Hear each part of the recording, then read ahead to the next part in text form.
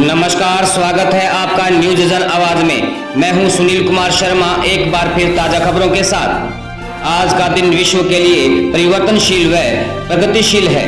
5 जून को विश्व पर्यावरण दिवस के रूप में ही मनाया जाता है। तो सर्वप्रथम भारत में 2009 में देश भर की नदियों का हालचाल लिया गया तो पता चला कि कुल 121 नदियां गंदी हो चुकी हैं।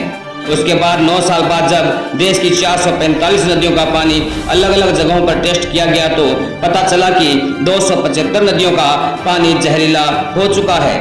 Centre for science and environment की रिपोर्ट है कि इन नदियों में क्रोमियम, आयरन, लीड और निकेल जैसी भारी वस्तुएं सामान्य से कई गुना ज्यादा बढ़ी हुई है।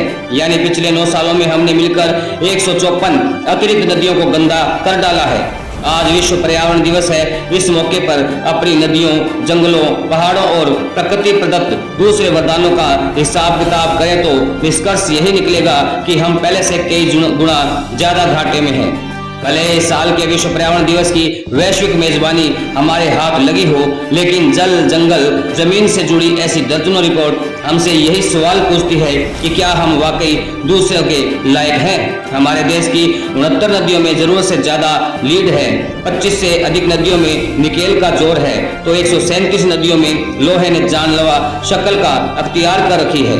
गंगा की गंदगी तो नित्य नए कीर्तिमान को स्थापित करती जा रही है। हमारी नदियां, समुद्र तट जो जहर लेकर पहुंच रही हैं। पिछले साल राष्ट्रीय हरित न्यायाधिकरण ने गंगा की सफाई पर कहा कि हजारों करोड़ रुपए खर्च करने के बावजूद इस नदी की गुणवत्ता में रत्ती भर सुधार नहीं दिखा है। जंगलों और पहाड़ों का हाल इस आंकड़े से समझा जा सकता है कि अकेले उत्तराखंड में हमने विकास के नाम पर हजारों वर्ग किलोमीटर जंगल और पहाड़ काटकर किनारे फेंक दिए हैं।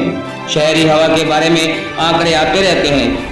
पिछले महीने ही एक स्मार्टफोन ऐप ने नतीजा निकाला कि दिल्ली एनसीआर में रहने वाले लोग दिन भर औसतन 7 सिगरेट के बराबर धुआं निकल रहे हैं।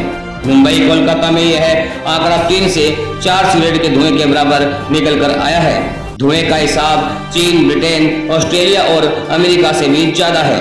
इस बीच राहत की बात बस इतनी ही बचती है कि यूरोप की तरह अपने यहाँ पर भी समुद्री तटों को साफ किया जाएगा, लेकिन हमारी नदियाँ समुद्र तक जो जहर लेकर पहुँच रही है उनके बारे में अभी भाषणों के सिवाय कोई ठोस काम नहीं होता दिख रहा है।